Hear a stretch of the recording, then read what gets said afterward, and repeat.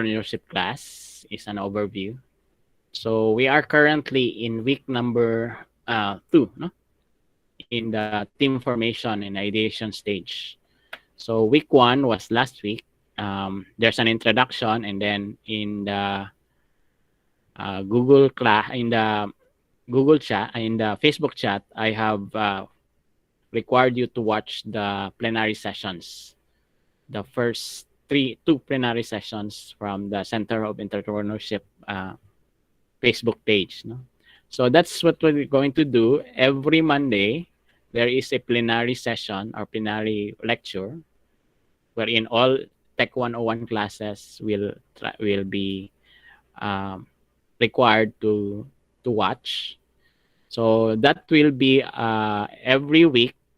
We're going to have that as the first session. So we have 2 sessions man every week. So the first session is allotted for the plenary lecture, and the next session, which is here in Saturday, this will be for our class discussions and also some lectures that I'm going to reinforce. No? So there will be some lectures also that I'm going to discuss with you to supplement the plenary lectures that is being done by the Center for Entrepreneurship. No? Okay. And if you look at the class roadmap, this will be the overview. So basically, at the end of the finals, you're going to have a finals demo day wherein you're going to present your venture. And on the midterm, you're going to also present, no, your minimum viable product. What is minimum viable product? It's actually the minimum product or service that could deliver the value that you have gone through all of these weeks. No? Okay. So basically, these are the activities we're going to deal with. No? Okay. So since technopreneurship is creating what we call a tech venture or what we call a startup, then it is putting that we should start with what is an entrepreneurial venture using technology or what is a startup. So I hope you have watched Sir Bronson's initial lesson in the plenary. He discusses what is a startup, no, and what's it's different from other business. But today I'm going to dig deeper and less introduce to you what is a startup based on my understanding and also based on the experience that I did when I created some of the ventures myself. No? So currently I'm creating 3 ventures, no, of startup business. And in my lessons, I'm going to incorporate real world applications or real world learnings from the experience I have in developing these ventures.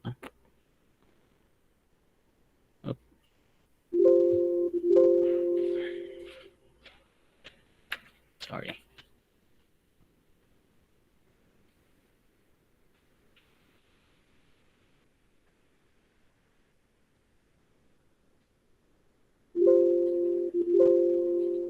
By the way, how come it's not presenting? Sorry. This picture can't be.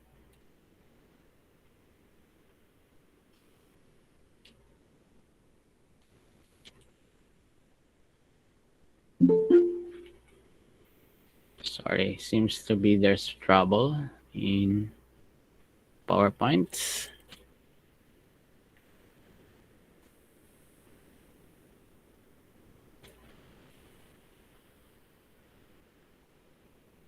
Okay, let's find that again. Sorry, my presentation did not present correctly.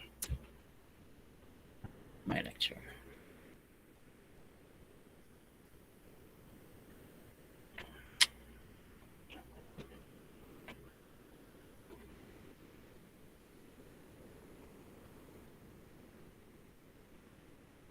So, just trouble with the PowerPoint.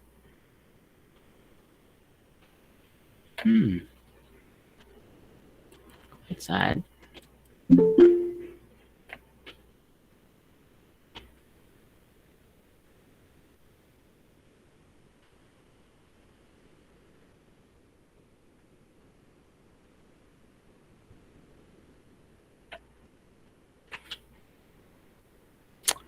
Mhm. Let's have the PDF.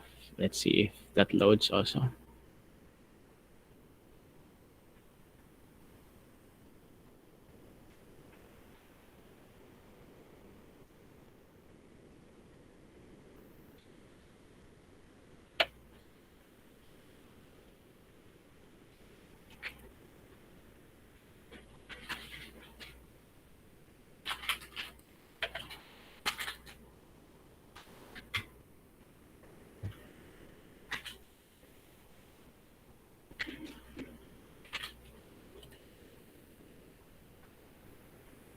Loading.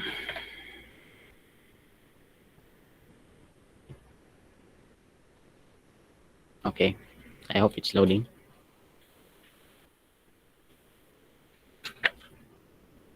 By the way, as a requirement for the course, you should form a group of four groups with four members. Okay. And choose it among yourselves. No. And also one of the discussions, also I will require you to buy a small notebook, and that small notebook will be used as your journal. Okay. So that's individual, no? Per person. Okay. So we'll wait for the presentation. It's loading.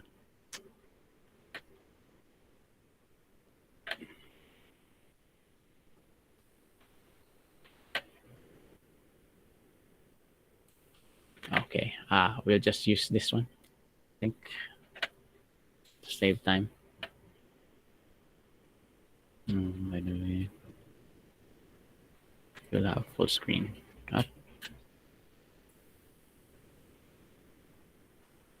Zoom full screen. Okay. So I think that's quite clear, no? So this discussion is all about startups and managing startups. Okay. Oh, by the way, it's not scrolling. So, okay. Okay. So a startup is actually a new business, and it's a combination of innovation, technology, and passion. And that will equate to a startup. So a startup is something not similar to an existing business, but it infuses innovation. Innovation is a moniker which tells you how to create new things. And a startup also is a new business that infuses technology. What are the technologies? So it uses digital technology. We are living in a digital age, so we leverage the use of the internet and the World Wide Web, as well as the other technologies that can be used, okay, as an to augment and to operate our business. And of course, inherent to a startup is the passion of the founders. So it requires grit and perseverance for the founders because this is a new business. So if you combine all of these concepts into a working business venture, then you have what we call a startup. And startups are actually creating disruptions. No? So when we talk of disruption, it is something that we are disturbing in a sense. No? Okay. So example of a disruption is this. No? So previously we have taxis. So when you're going to hire or if you're going to operate a taxi corporation, you'll have to buy a lot of taxis. In order for you to grow big, then the larger your fleet are, the bigger your revenue is. So that's the conventional method. No? That means if you're going to operate a taxi, the more taxis that you have, the larger is your revenue. So that's the mindset previously. But it was disrupted by both Uber, and in India we have Ola, and in the Philippines we have Grab. No?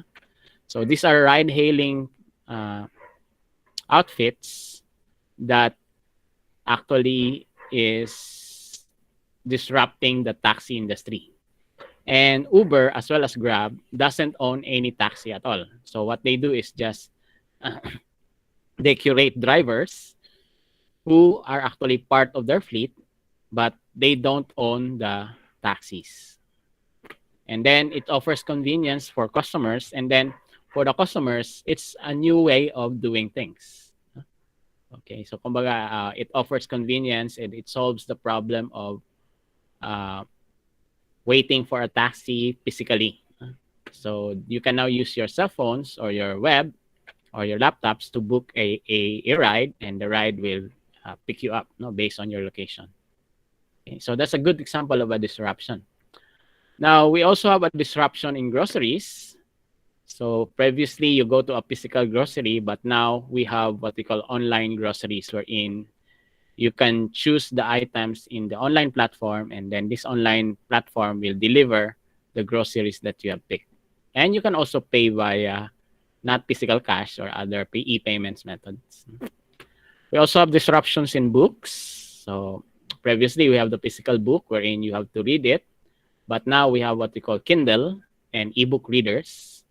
Okay, and the advantage of this is books are very bulky and difficult to carry. Okay, so you are limited to a stationary location. But now, due to Kindle and even your smartphones, right, can carry books, you can now carry as many books as you want without the weight. And then at the same time, of course, these are much cheaper to produce because it's because it's electrical or in electronic form. Whereas this is in physical form, so you have to invest on paper and also on ink to produce them. And of course, this is much more costlier than those ebooks. We also have disruptions in hotel services. So previously, when you want to book into a hotel, you have to go through the hotel or go to their websites and book on their website. But now we have what we call hotel curators. So this is from India, but I think you are familiar with Trivago and also with Airbnb. So these are actually online platforms will be able wherein you can book your hotel, choose your hotel. At the same time, you can book it there, no? And these platforms will also give you a recommendation as well as on a selection of your hotels, no? And it offers therefore convenience. Then we have disruptions in shopping. So previously, we go to a physical store and shop, but now we have online store, and particularly a good example of this is Lazada and Shopee, right? Okay, so and thanks to the pandemic, it has also escalated the use of these platforms. So what does Lazada and Shopee offer? Of course, convenience, time saving, and you also save in gas. No, instead of going to the store, you can just browse. No, and at the same time, it offers more selection rather than a physical store. Okay, but aside from the advantages, of course, there are also disadvantages in Shopee and Lazada, such as those found in physical stores, and you can really view the item physically. But that is quite small compared to the convenience that the platforms offers. So what does Shopee and Lazada disrupt? So they're disrupting the way we do shopping, particularly physical shopping. And we also seen also disruptions in eating places. So previously, when you want to eat, you go to a restaurant, but now you can order via Food Panda, okay, and other online food delivery services. No? And a good example of disruption you can see is in the media. So previously, we have two mainstream media. So we have the print and broadcast media. Unluckily, ABS-CBN is no longer there. Okay. Now, in the print media, we have magazines and newspapers. So you have to buy the physical magazine, the physical newspaper every day. But have you observed that less and less people are now buying newspapers, particularly magazines also? Okay, because these medias are now being replaced by these various online media outfits. Like, of course, Facebook is a very good example of a media wherein you can view almost everything. No? So it also transforms, aside from giving you informations and um, social posts. Facebook has also become a platform for business, no?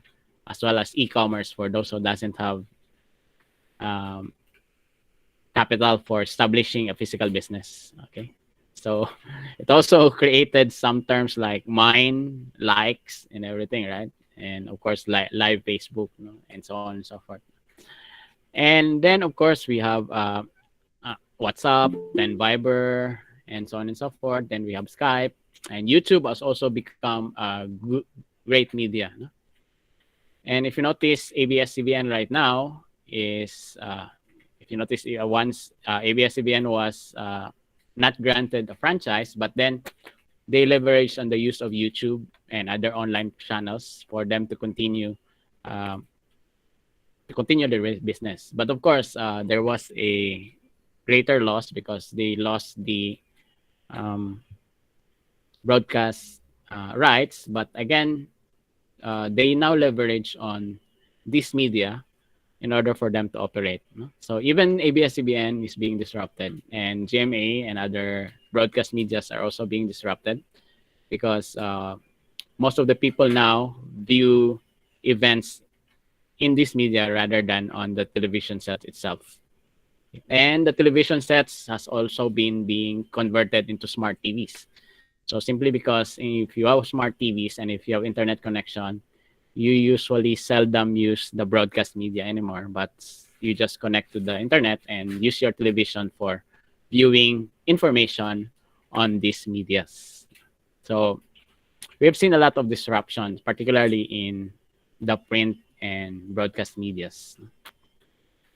Now, another good example is, of course, the Netflix disruption.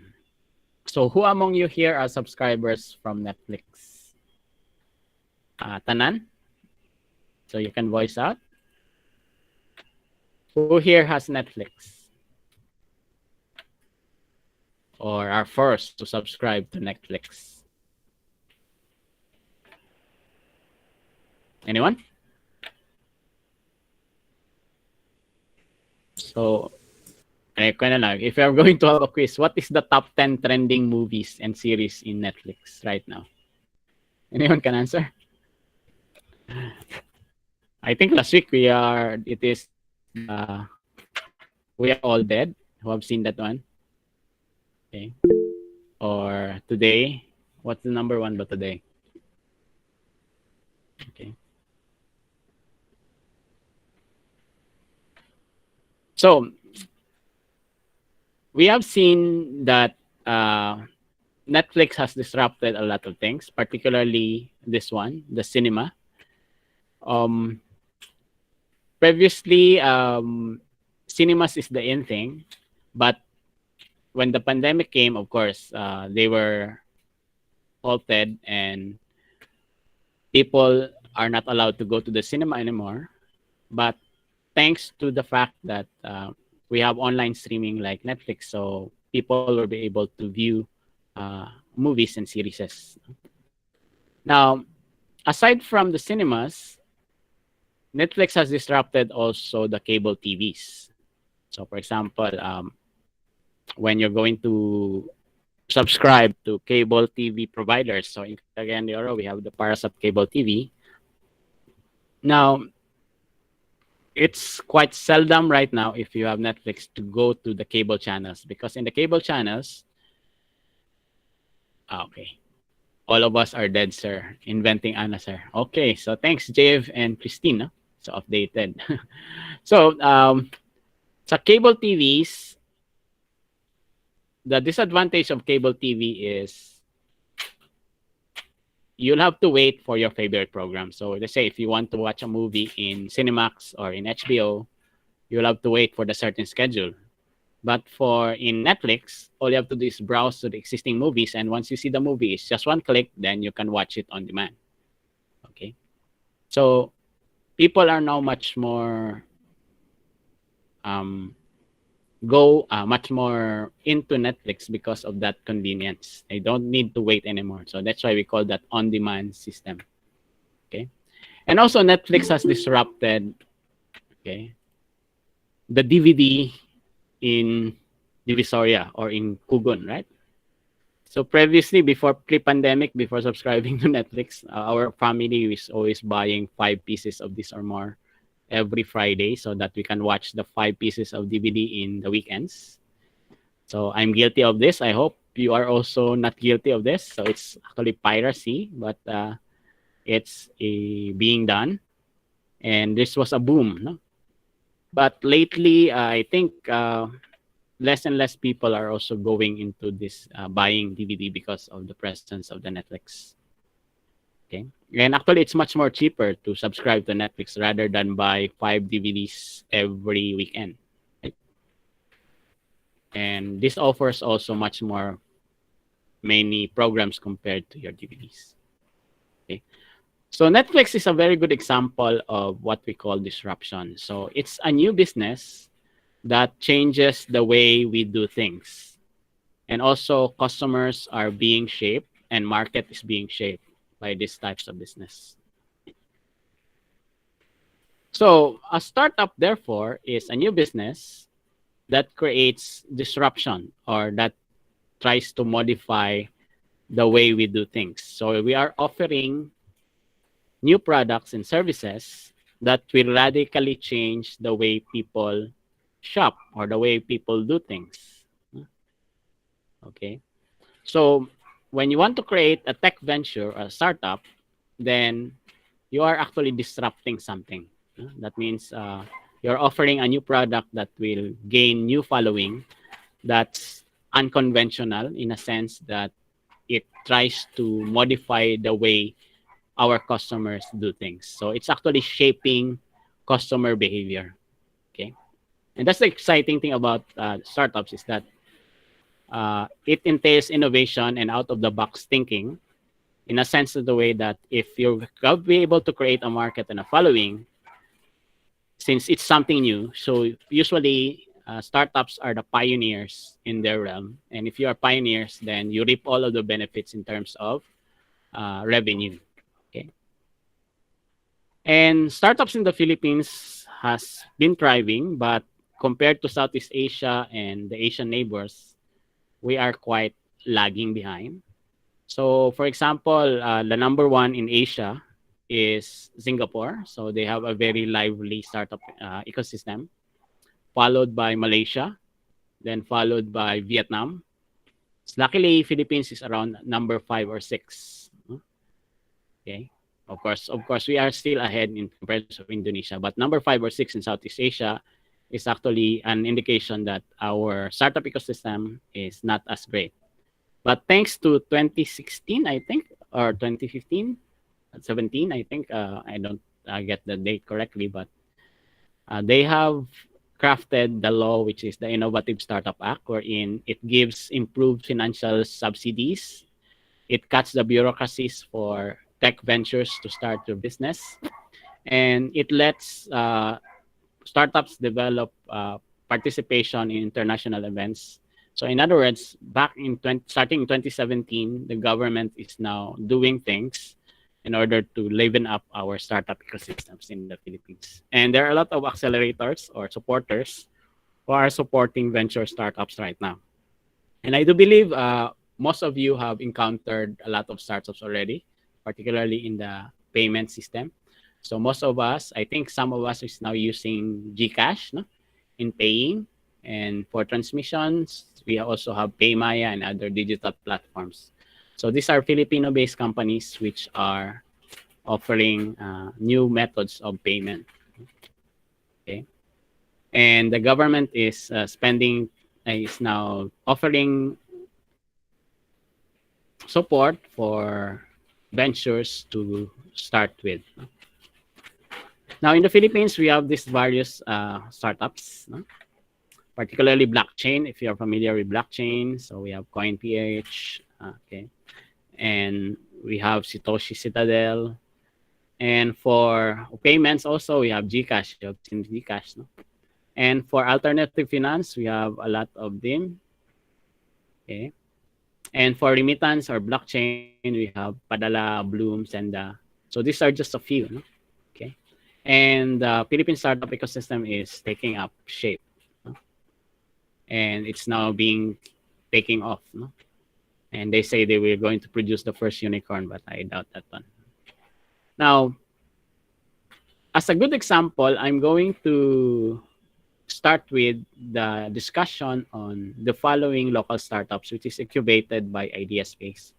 IdeaSpace Foundation is a venture, is a outfit that supports local startups created by the MVP group of companies, Manipi Pangilinan, so which actually owns PLDT and Smart, and among other tech ventures such as Meralco.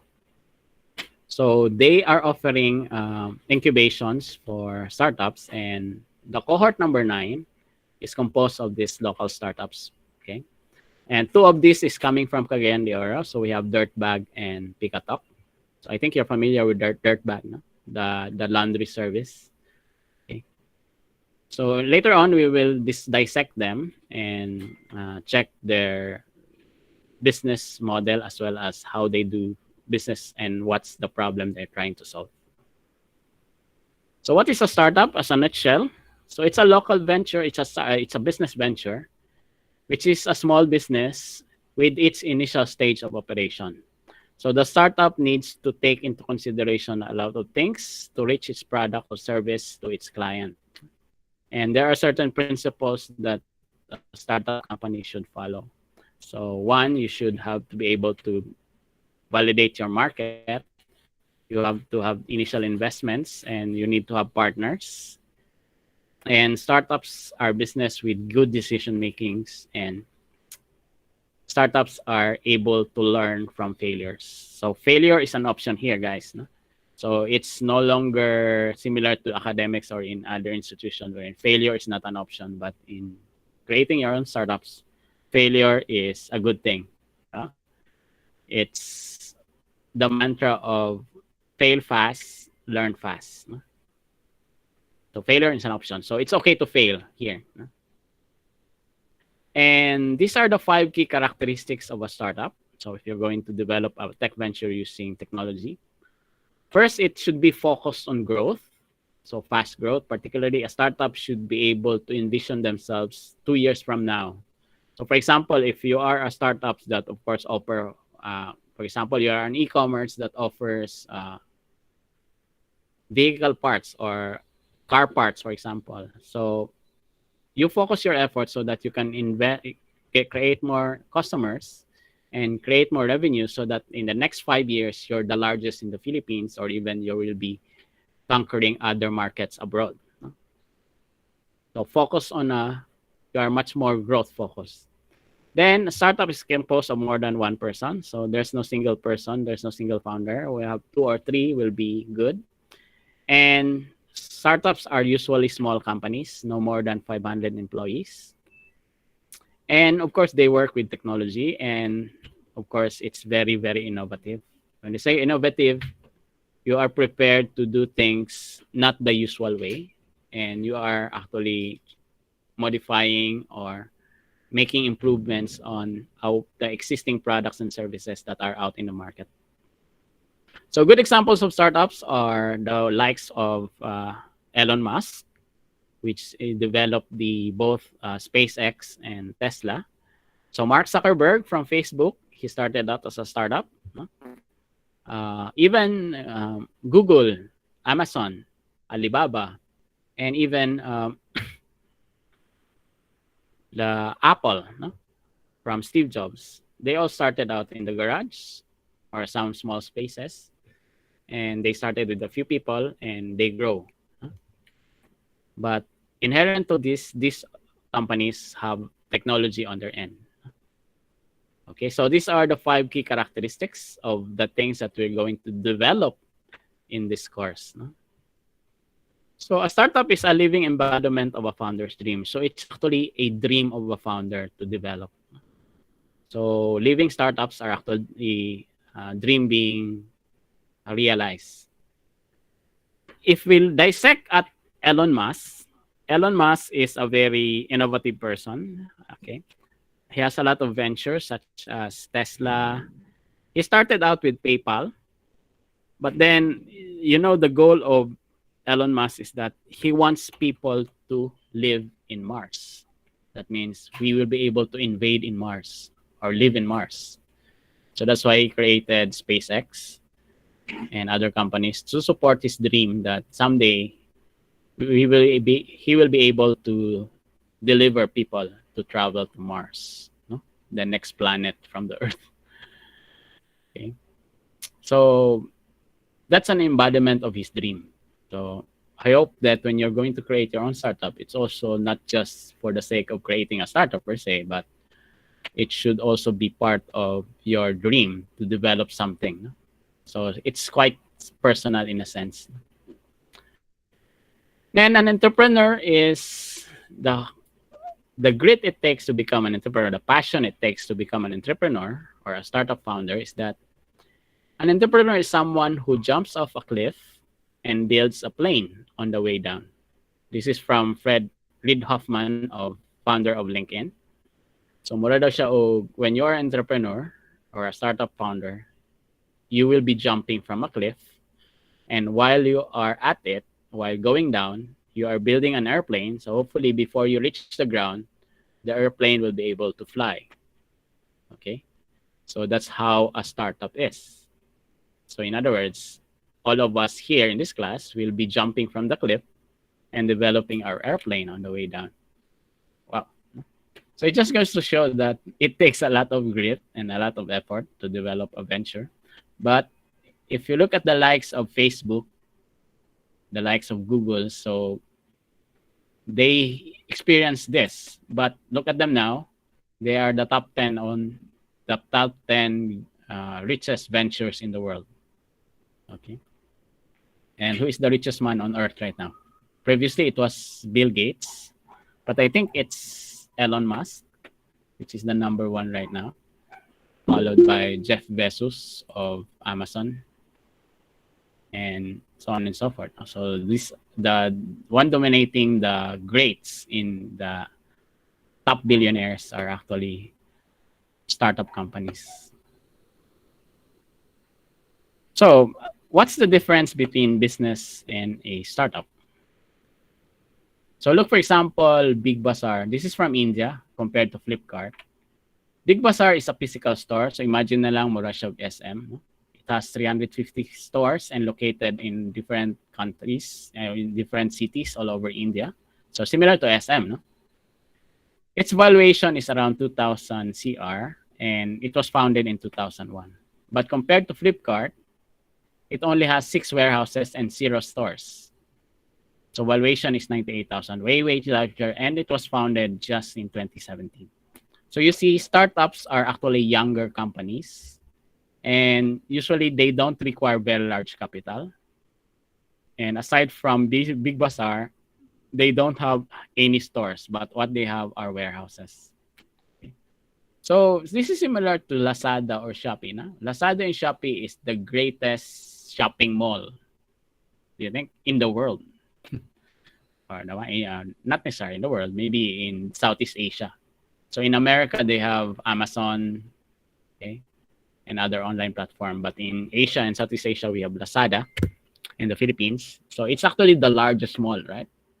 Without them having a physical mall. Okay. And if you look at the revenue of Lazada, this is much larger than, of course, these existing stores, physical stores in the Philippines.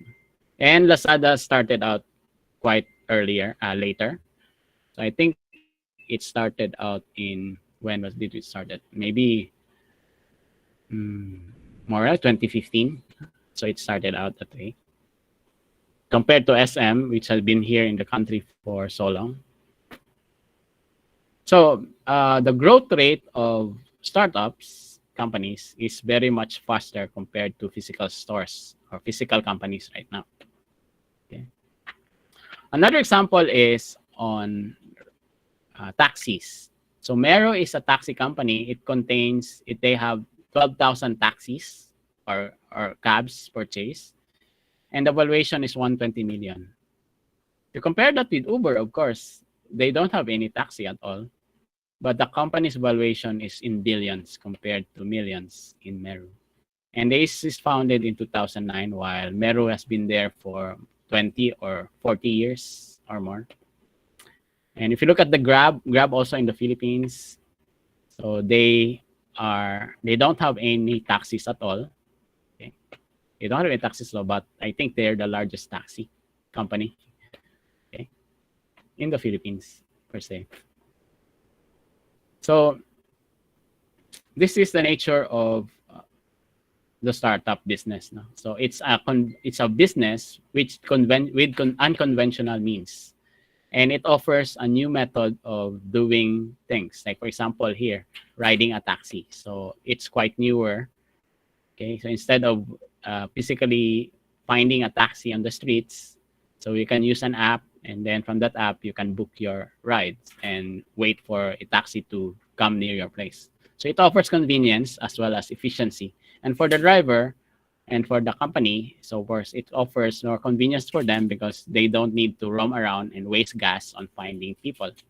So it's a win-win situation for both the company and for the consumers.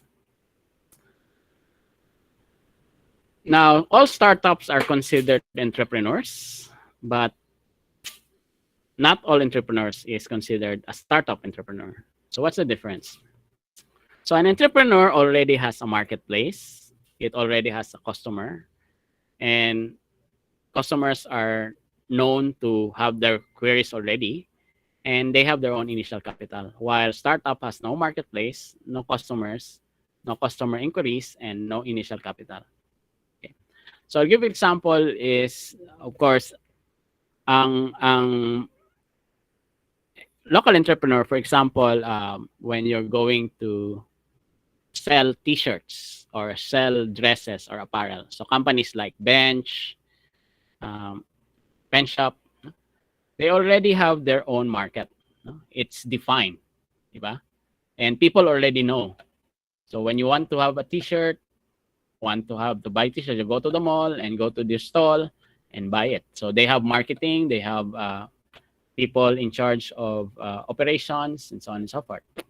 And there's already a market already. But the startup has no market yet. So that means you have not defined your market yet. So your product is not yet defined. Your service is not yet defined. In other words, you are still looking for a product that the customers is willing to buy or willing to pay for. Okay? And the customers themselves, they don't know your product yet, and they don't even have an inkling. But as a startup entrepreneur, you develop your products and service so that customers should buy them, and customers should be able to know that they need them. Okay.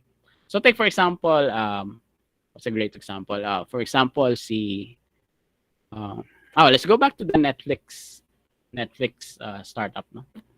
Eventually, beforehand, we don't know that we really need online streaming in the first place because we really don't know. There are some instances, there are some outfits there that offers online streaming. And thanks to the pandemic also, it has made it fast-paced. So realize that we need Netflix as a platform because our mobility is limited during the pandemic. Okay. Another one, for example, Zoom, no? Or Google Meet or Zoom. Zoom have been there, but they didn't take off simply because at that time people don't realize that they need online meetings and they need online conferences. Those who are into online conference are only the large companies, and even large companies don't need third-party online providers for their conference. But thanks to the pandemic, I think everyone has jumped in, especially the education sector, no? Ang classes na to, no? There's no need, there's really no need to have an online content, and this is where Zoom take in. So in other words, Zoom now has a customer, and the customers of Zoom already knew that they need it, a few years ago, they don't have any idea that they need Zoom. Okay. So those are the customers of a typical startup. No? They don't know what they want yet until you show them. Okay. I hope that's clear. No? And then, of course, since customer doesn't know what you are offering and they doesn't know that they need your product, then they will not ask you, okay, where is your product? I need it. Oh, how much is your product? So unlike in an usual entrepreneur, for example, going back to bench or pen shop, so customers can already acquire. When you talk of pen shop, oh, the customers know that this is selling shirts and dresses. So I can inquire. No? But for a startup or a tech venture, customers doesn't really know yet. So they will not be able to inquire what are your prices. So you see, an entrepreneur, a startup entrepreneur, is actually creating a product of service that doesn't have a market yet, and then he has to sell it in a way that the customers will be able to want it, no? In a sense. So duwa siya, no? So you'll be actually selling it both to your customers and also to the investors later on. No? And of course, startup has no initial capital, whereas entrepreneur has. So if you want to, for example, develop a new clothing line to compete with bench or pen shop, then you need 1 million or 2 millions or so. So if you want to create or to franchise Jollibee, you need to have at least 5 million, I think, no? In order for you to have a franchise. But for startups, since the market, the customer is not yet defined, initial capital is also not sketchy. So in other words, investors will not, if you have to convince investors that this is a worthwhile venture for you to invest in. Okay, but investors usually don't jump right away. I give you 5 million because your company is already defined. No, it's not that case. No. Okay. There's no initial capital because it's quite difficult to pitch to an investor which is doesn't have an inkling or have an idea of what you want them to be, to what you want them to invest on. Okay, so I see initial capital is not present in a startup. Okay, so that's the main difference between a startup and entrepreneur, and that is what we're building in the next 4 months or so. And most of the startups in the Philippines as well in the world, this is made up of young people. So in the Philippines, we have 30 million and 28% of the Philippine population is composed of you guys. So you are the millennials. You are born in 2000 up, I think. No? So quite young. And those are the people that creates new tech ventures. So such as in India, the best startups in India are made up of young people. Also in the Philippines, no? Startups is made up of young people. Starts as GCash is made up of young people. Paymaya, okay, CoinsPH, Kumu, if you're familiar with Kumu. So those are startups created by young people. So usually those below 30 years old. So I'm counting on the youth to create your own startups. So in the Philippines, these are the following examples of startups. We have Piesa. So this is the cohort 9 of Idea Space. So Piesa, okay, is made up of these two guys. They are actually disrupting the auto industry, the auto parts industry. Then we have OMG, which stands for Oh My Genie. So these are from Cebu. So what they are actually disrupting is Lazada and Shopee. They could be able to beat down Lazada because they will be able to offer or deliver the product within 30 minutes or so. And then, of course, we have Umarua and the team from Picatok. This is from Cagayan de Oro. So they're offering a text-to-speech. They're offering a method wherein wherein the autistics can be able to communicate via pictures using an app. Okay. So these are composed of young people. No? So why limit yourselves to your own domain? So creating a startup is thinking beyond the box. So most of our dream is to become an engineer, take the board exam, and take a job. But we are actually molding you guys to go beyond. So that means when you graduate, instead of just taking the board exam and become an engineer and work in a company, so why not build your own ventures? Okay. So Facebook, for example, is actually going for an engineering course, Mark Zuckerberg. But eventually, he dropped out of Stanford and he dropped off of Harvard, and then he built the social network. Alibaba is supposed to be a teacher, okay, and among others. No? So you can be an engineer at the same time, an owner of a tech venture. So if they can, why can't you? And sometimes we are lost in our lives, particularly when you graduate. Trust me, guys, within 20 to 30 after employment, you might wonder, what's next for my life?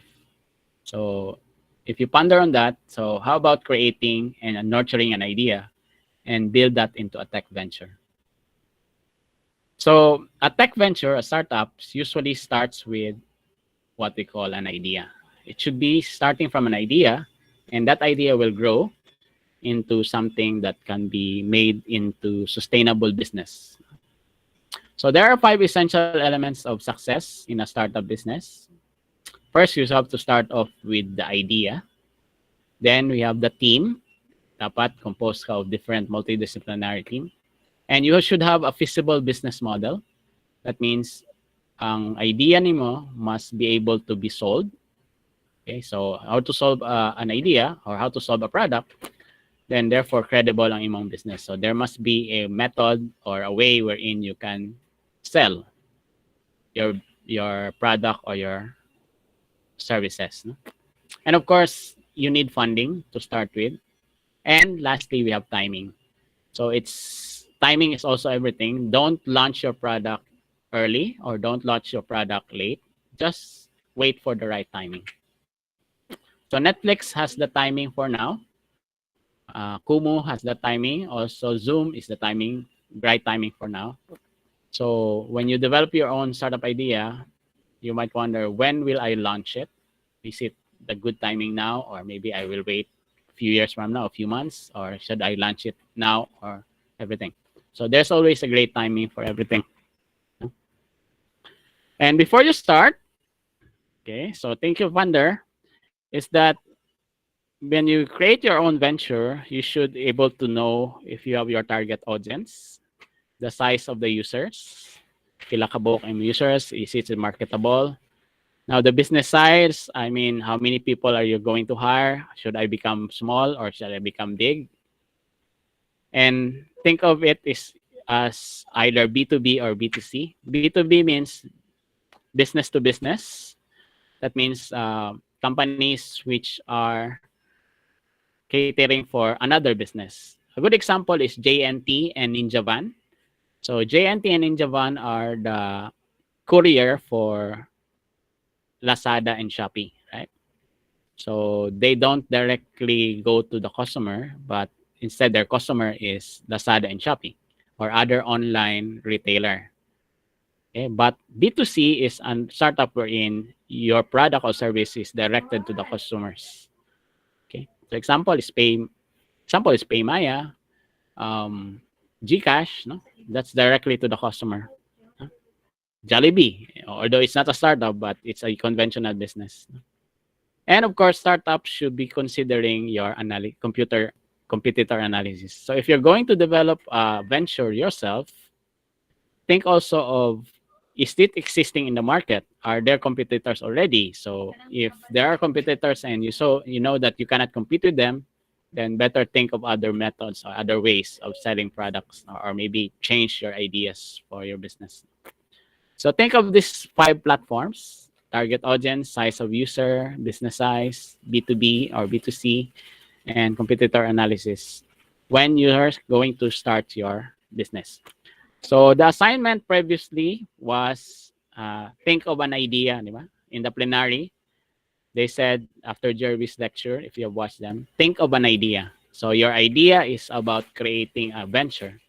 So at this point of time, so think of it, if your idea will also surface based on this different concepts, no? Like target audience, the size of users. But anyway, these are earlier concepts, so I just laid it down. So we will go through them in much deeper sense in the next succeeding topics along the lecture. And when you create your startup, you should have the right tools. No? So that means you also have to consider branding, idea creation, storytelling, social media, and so on and so forth. Okay. Also the user's experience and also other abilities in the table, such as video animation, photography. This is for marketing. Okay. So when creating a startups, you need all of the skill sets required to have your venture up. No? And you need people who has these ideas, no? And who has these abilities. So all it takes is an innovation that makes you an add out of all the events in the market. So in other words, creating a startup is like creating something new, which is not found in the market. And if it's something new, then the ability to scale and the chance of being big is there. No? So a good example, of course, you cannot deny it, is Facebook, right? Facebook is a disruptor of the way we do things, and they do it differently. So, and look at them now. So they are the largest media in the world, I think. Also, the mantra of Apple is think different. So they envision something that everything must be different. Also, the companies like Tesla and Apple, they have, and Google, they support innovation in the sense that they are working in a much different way compared to the conventional companies. So it takes innovation that makes you an add out in all events in the market. And being an entrepreneur, you need to have all of these capabilities. So your brain should have a pool of ideas. Your eyes is that you're always looking for investors and opportunities.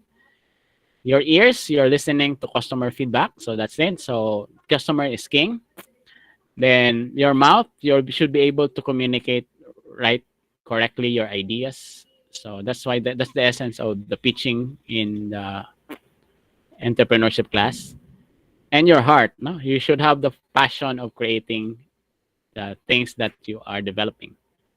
So startups became big because of the full passion and the grit of the founders. So your legs, so that you can keep them going in tough times. So there will be failures, and failure is an option here. So when you fail, stand up again, learn from it, and iterate. And then the feet, so dream big or dream high, but still stick yourself to the ground. So that means entrepreneurs have high humility in a sense. They remain grounded to the ground even if their venture is that great already. So less pride, no? In essence. Okay, so think of this various anatomy of an entrepreneur.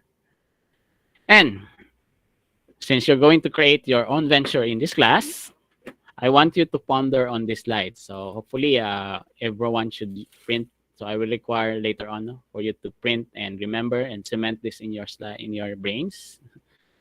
So when you're going to create a startup, these are the top 10 startup mistakes. Ang pinakataas yun, 36% is building something that nobody wants. Okay, so that's the red line. That means it's no use creating something that doesn't sell. So kung nobody wants it, the product or service that you develop, nobody wants it, then it's non-sustainable. Okay, so avoid that pitfall, no? Building something that nobody wants. Next is hiring poorly. So those companies who hire people which are really not offering something in the table. Then 13% lack of focus. So startup companies, startup founders should be full-time. Fail to execute sales and marketing, that's 12%. Not having the right co-founders, that's also 7%. So when we develop your team, you group your team, you should be able to have the right teammates, or if you're going to do in the actual venture, the right teammates to execute the whole idea. No? and to execute the whole business. And feel free to argue, or be free to argue with someone, and be free as a CEO to fire somebody. Okay, so sometimes personal or friends are not good co-founders. Because when you talk of friends, they are not discreet, and they use emotions sometimes to discuss. So in a startup venture, usually friends are not good co-founders, or not good partners. Then spending too much money, 2.1%, and failing to ask for help, 14%, and ignoring social media, 7%. Okay, so these are the red lines. But in the entrepreneurship class, when you are into the idea stage, which is we are now, you are required to have an idea. So what are the ideas I need to create a venture? So think of an idea, but think of the fact that your idea should be something that your customers would want. Okay. So in other words, don't try to go over an idea and solve that, wherein at the end of the day, nobody wants it. Okay. So this is also typically true for engineering students and even engineer founders. So because we are engineers, so we are so wow with technology. Okay, como mechanical. So katong gatuyok-tuyok, automation. So if you create something that is automated and high tech, it follows that it's sell. But in real sense, it's not. So it's a balance between high technology and feasibility in a sense. So it doesn't really follow if that's high tech, it sells, right? So same goes for those who are into venturing into artificial intelligence. So I'm not a fan of too much AI, because by the fact that if it's AI based, it doesn't necessarily mean that it sells. So change is important. Back then in 2017, back then in early 2000, when most of you are not born yet. I think some of you are here, but might be 5 years old pa or something. Nokia was the leader at that time. So in terms of mobile phones, no? But since Nokia is the leader, they were so hard-headed, so they didn't accept change. So when Apple introduced the iPhone using touchscreen, and also Android was introduced, it leveraged the use of touchscreen. But Nokia said, no, we don't need touchscreen because we are number one. And Nokia was also invited to be a consortium in the Android consortium. Android consortiums are those manufacturers which are there to develop the Android operating system, which is an open source operating system. But since Nokia at the time is the leader, so they say we don't need the Android platform, and they didn't go to that. But looking forward right now, okay, does anyone of you here use Nokia? Anyone? Does anyone have a phone which is Nokia? So feel free to put that in the chat. Okay. So I can assume no na Nokia is non-inherent in the new generation. So we are now much more familiar with the brands Samsung, Oppo, Huawei. Okay. So this is a good example because Nokia did not embrace change. So Nokia did not innovate. So that's why we are there now. So instead of being number one for so long, they're no longer insistent. But in 2017, they tried to create a comeback by leveraging the use of Microsoft OS, and they introduced their own touchscreen phones. So they partner with Microsoft, but again, it's too late. They will not be able to compete with the giants now, which is iPhone or Samsung, okay, or even Huawei, no? Per se. So this is a good example of those companies we did not embrace change. So as a startup company, you should be able to be open for change. So technological advancements are bringing in changes. No? So e-commerce is wiping out the middleman. We made the things more convenient for professionals. So this is the technological advancements, which is a change in the riff of the way we do business. And we have capital and technology replacing labor, so there is more automation now, and consolidation of market players and making a marketplace. So we have digital commerce already in the platform. So everything is being made digital. So change is already inherent. No? So a startup company should be able to embrace these changes in order for them to fare. And if you look at the generation gap, so previously businessmen have a suit, but modern day founders usually are casual. So this is like Mark Zuckerberg, the founder of Facebook. So he just uses plain old t-shirts and jeans and also flip-flops. So this is the attire or the way we describe a new entrepreneur. That means we are so agile and dynamic. We are not stiff compared to the conventional, which are quite conservative. Okay. And creating a startup is all about mindset. Okay. So you should be able to become, you should embody the mind of a quick learner. You have to work smartly. You have to have quick decisions and risk-taking capabilities, and you have to think out of the box. Okay. That's what it takes. While for those grumpy old businessmen, they say, you don't have experience. You are over enthusiastic. You are overconfident. You are working non-traditionally. Style is different.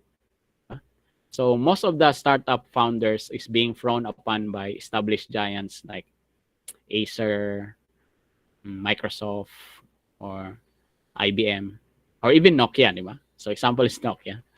So they are difficult. They are the ones that are difficult to embrace change and take risk taking in a much more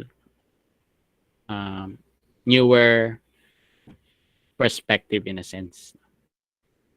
So being in a startup world is actually the survival of the fittest. So for example, if you are in Italy, what do you want to eat? Will it be pizzas or nachos? And what I'm saying is that when you venture into startups, then it's a survival of the fittest. The ones who are in the market early, the ones who are solving the problem which people are really dying to solve, are the one that survives. So these are good examples now. In food, we have Food Panda. In supplies, we have, this is from India. No? So kung sa supplies ato, we have Shopee and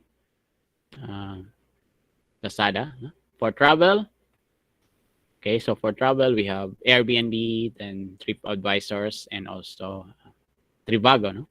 And among others. So this is India's leading startups.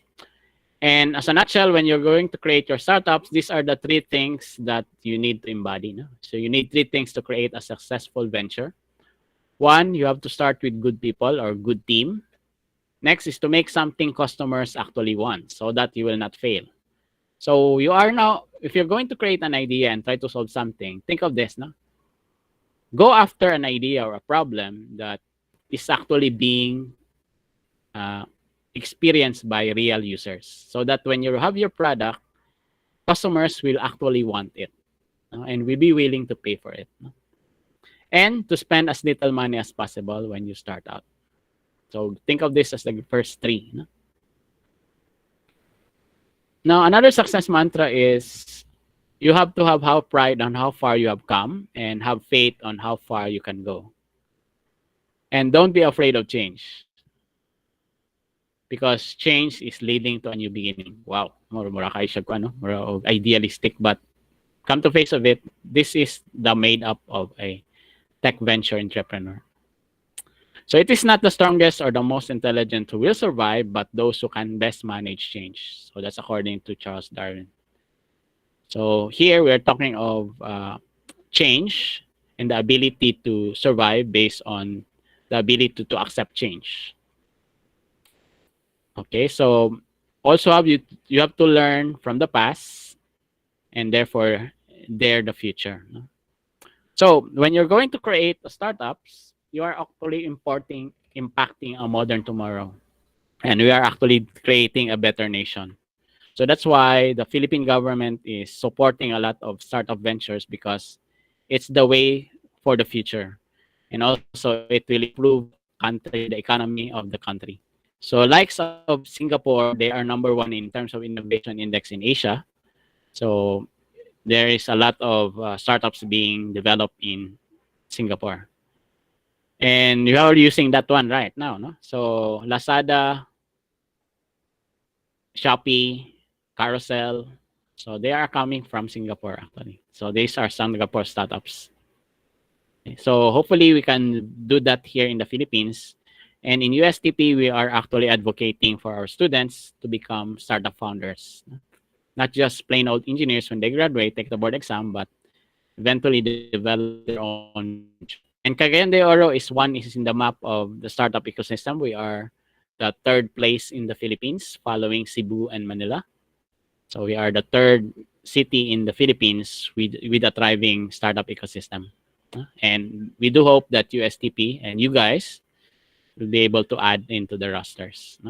So think of this course as something just like not a course to complied with, but hopefully a course, an opportunity, a course which offers you the opportunity to become a startup founder, and be one of the who's who in the startup world in the Philippines someday.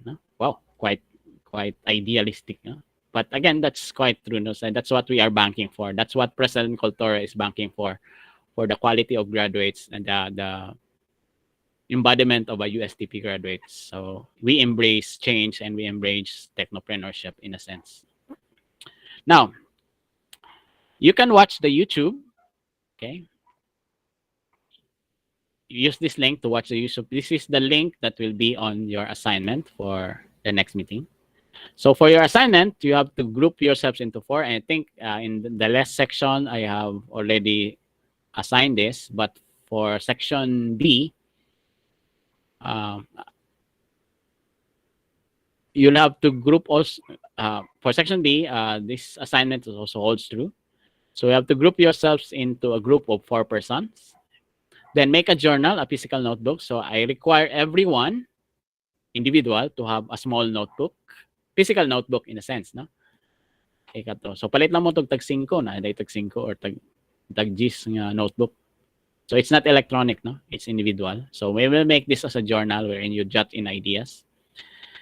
And then we will do a dissection of the idea space cohort, startup cohort 9. Okay.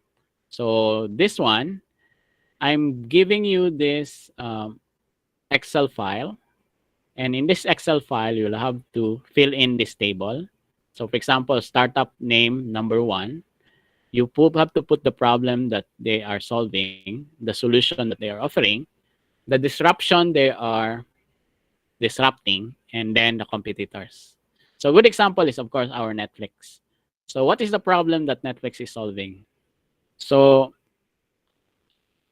he is trying to solve the problem that the programs to air has no on-demand content. That means you'll have to wait until you can watch the movie or the show.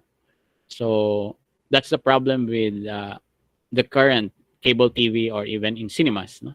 You'll have to wait for schedules. So it's not on demand. Unlike in a Netflix, you can have an on demand. When you want to watch it, you can watch it right away. And existing on-demand content is expensive. There are on-demand contents, but it's rather expensive and difficult to maneuver. Okay, so that's the problem that they're solving. So what's their solution? An on-demand streaming web TV and movie provider. So that's Netflix. No? And what are the things that they are disrupting? So we have cinemas, cable TVs, physical DVD stores. That's one example that we have. And what are the competitors? Netflix is not only one. We also have Amazon Prime. We have Disney Plus. Okay, and among others, sa Korea, sa China, na lain, no? And they are also competing with, of course, cable TV, the channels, and the movies. So the one that they are disrupting is also their competitors. So this is a good example. So you have to populate this. So we'll have to dissect all of these 14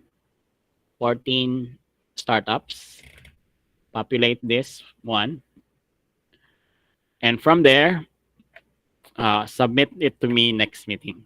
So that will be on next Saturday, I think.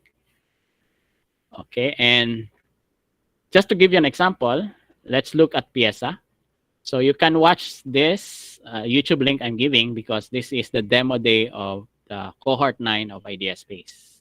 So by the way, Idea Space as again is an accelerator in the Philippines going for their ninth batch. It is under the Pangilinan group of companies, okay, for the likes of PLDT. And they have their ninth cohort who pitched previously in last December.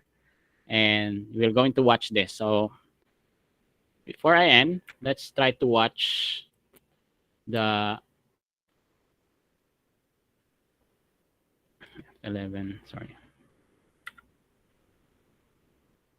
Piesa, no? In order for you to populate the Excel sheets. Okay. Mm.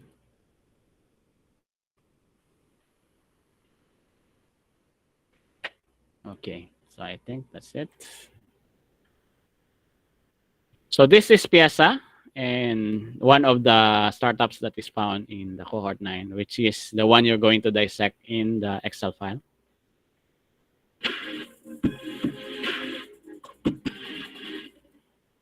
Hi everyone, I'm Angelica Pascual, the CEO of Pieza, and we revolutionize the automotive retail industry. Just to give you the story behind Pieza, my family is in the automotive industry for 30 years, and when I've saved enough money from my digital marketing job, I was able to put up my own motor shop at the age of 23. After a few years, I had to sell it, realizing that it was very tedious, manual, and slow to grow. 2 years later, the pandemic struck. I saw the struggle in my parents' businesses, so I decided to put my skills into good use. I started helping them sell online, and I saw their sales double. Now it seems that the problem of my parents are also the problem of most automotive retail businesses in the Philippines. Upon doing some interviews, surveys, and research, we found out the top three challenges of automotive aftermarket merchants. Most of these merchants have limited or no online presence at all. For others, it's just too much of a hassle for them to hire another manpower to handle online stores. And lastly, most of the owners are 50 years old and above and are digitally challenged, just like my parents. We all know how huge the automotive industry in the Philippines is, and yet, with the challenges here, we feel that they are the most underserved. The automotive industry is worth 300.4 billion in 2017 and is expected to increase by 150% in 2022. What we want to target and help are the retail stores of automotive parts, which is at 1.96 billion worth. Here's the reality when it comes to expenses in owning a car. 30% of your money is spent on the car purchase alone. However, for the first year, up to 10 years, 70% of your expenses would have to be spent on maintenance and upgrades. Let's say you purchase a car at 1,020,000 pesos. The upgrades and maintenance will cost 3.4 million. And that's why, with the increasing demand of automotive aftermarket, one remaining underserved, we came up with a solution. Our solution is Pieza. We're going to marketplace for auto parts that helps automotive retail businesses connect their offline stores to different e-commerce channels using an all-in-one platform, making it convenient for them to increase their sales and grow their business faster. First, we've built an exclusive app for Pieza merchants to make their product uploads easy in just 3 steps. They scan the barcode, add the information, and confirm. Once they scan and successfully added an item, it's instantly uploaded to Pieza inventory, ready to sell. Also, with the power of our centralized dashboard, their products uploaded to Pieza are easily synchronized to different e-commerce platforms through omni-channel system, resulting to multiple storefronts in an instant, generating higher revenue. To deliver quality solutions to our merchants and distributors, Pieza has verified suppliers, curated information with the help of technology. We're also backed by a team of automotive experts to deliver customer satisfaction meant to grow our clients' customer base and profit. Tesla is also the only marketplace for auto parts that has interconnectivity and automotive focus. For attraction, we were able to accumulate 1,020,000 pesos gross revenue and we're at 40% month-on-month growth and we're growing. By December of 2022, we expect to generate about 15 million cross sales. Tesla has partnered up with various automotive retail vendors and merchants. In total, we have partnered up with over 50 branches nationwide. Currently, we have a total of 5,000 products across all our channels. As for our pricing model, we offer 10% commission fee for merchants and 20 to 30% commission fee for distributors. As for our business roadmap, we plan to scale our revenue, upgrade and apply machine learning and AI, and expand to racing in luxury categories in 2024. Let me introduce you the Tesla team. As the CEO of Tesla, I have years of experience in automotive stores and years of experience as a digital marketing strategist. My co-founder has years of experience in design and publishing, as well as web solutions. Here are the people that complete our Tesla team. Our ask is 100,000 USD in the form of post money saved with a 20% discount and a valuation cap of 1 million USD. We currently have 30,000 USD on a signed term sheet. That's all, guys. Thank you so much. And together, let's reimagine the auto industry's future today. Thank you.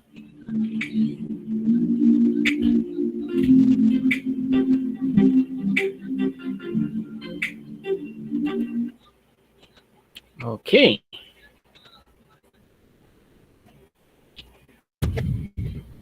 Okay. So that's it, no? The future your way. So this is about the young people, which are you guys. So that was Pieza. And Pieza is actually in outfit or e-commerce for online selling of car parts, no? Automotive parts. What they are actually disrupting is the usual way of buying auto parts. And their solution is an e-commerce platform. And the problem they're solving is, of course, the hassle, no? In uh, trying to find the right parts for your car. Okay, so they try to automate that using an e-commerce platform. Okay, so that is an example of a startups that we are going to dissect. So actually, 14 na sila kabuok tanan, no? Okay, so if you're going to watch this video, so anyway, I will just share this in the chat.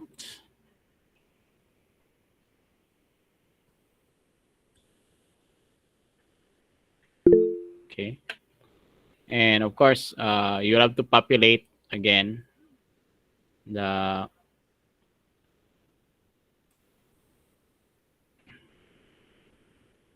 startup dissection. So anyway, I will be sharing this in the group chat. No? So here, for example, you put in Pieza and the problem, the solution, disruption. So what's the problem they're solving? We have difficulty obtaining physical parts. And solution, e-commerce, no? Or automotive parts. And so on and so forth. No? So it's up to you. So we have 14 all in all from that cohort. So you put their startup name and then, so this will be delivered next Saturday, no? For our next session. Okay. Okay, so and before we end, we'll also have to view every Monday again. We have a plenary lecture and you have to view the one being done or shown this Monday at 10 a.m. So particularly, what was that? Center for Entrepreneurship.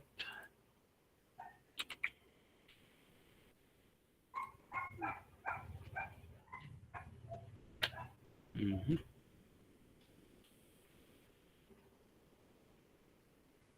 Okay, this one. Huh? So for Monday, February 28th, 10 a.m., you have to view this lecture from Sir Marwert. No? So this is required for each and everyone to watch this.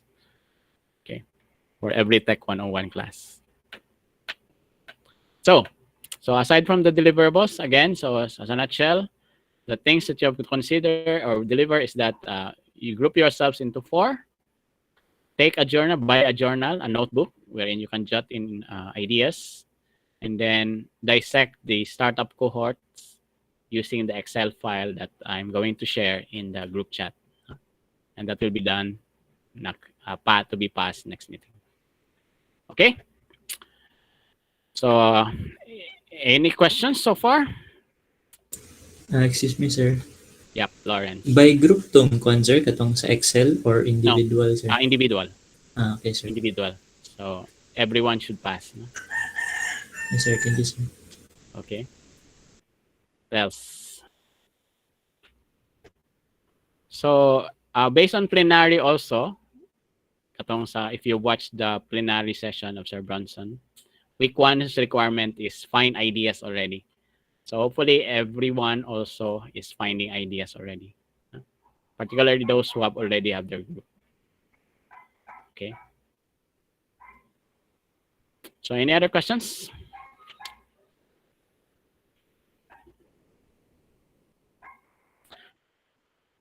Yeah. I will send the link for the Google Classroom. The problem right now is I'm still cleaning up my drive because from the previous semesters, dagang kay files na na-upload, so na-consume ako ang Google Drive space. So I'm still checking or cleaning up the space. And by Monday, I will send the link to the group chat for our Google Classroom. And in the Google Classroom, that is where the platform you're going to submit all your requirements. Okay. So thanks for the question, Mark. Okay, any other questions, class? So by the way, everyone is agreeable, no, for the sections A and B. So this will be our sessions every Saturday, 1 to 3:30 p.m. Yeah. Yes, sir. Okay. Yes, sir. Okay, sir. So if napay other queries, so if none, then I think that's it for today. And see you next meeting. Thank you,